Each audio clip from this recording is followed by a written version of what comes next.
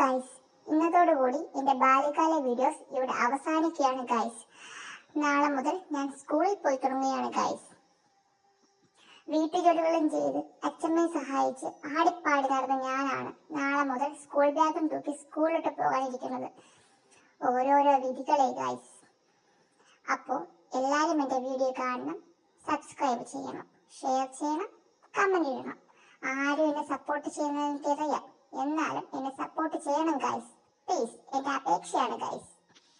Please support me guys.